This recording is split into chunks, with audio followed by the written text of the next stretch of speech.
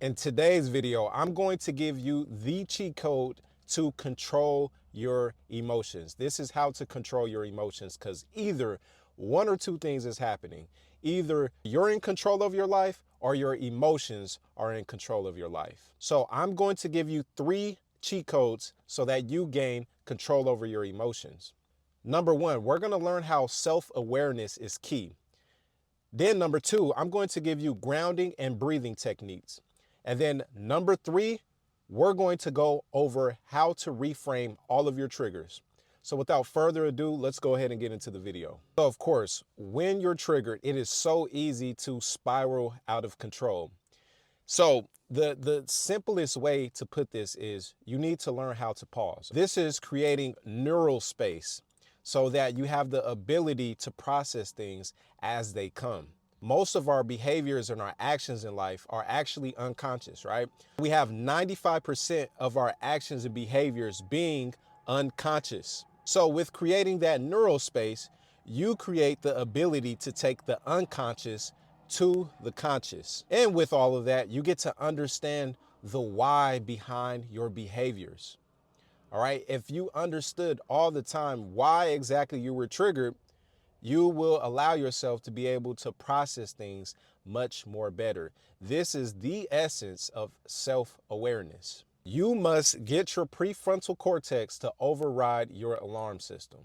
All right. And self-awareness is the key. When you understand why things are triggering you and when they take place, then you gain emotional control. Lesson number 2 here is understanding this science. Stress creates cortisol. When cortisol is in the body, you are experiencing high stress.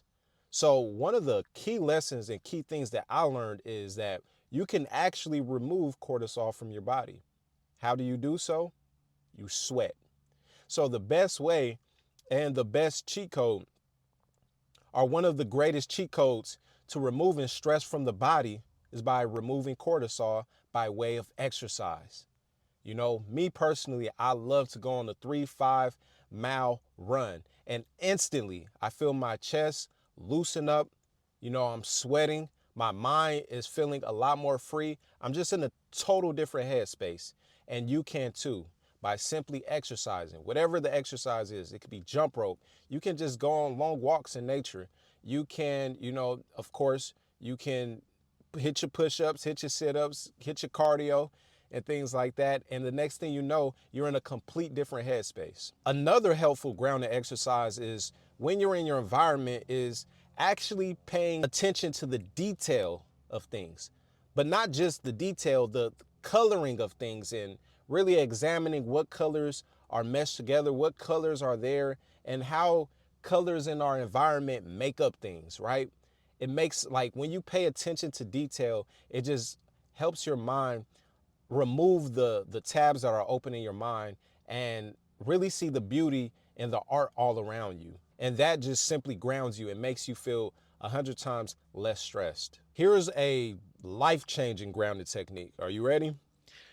So I do this a lot. This is number 1. This tops them all. So you give yourself an anchoring statement. Whenever you feel yourself losing yourself, whenever you feel overwhelmed by your emotions and you find yourself in your head, do this.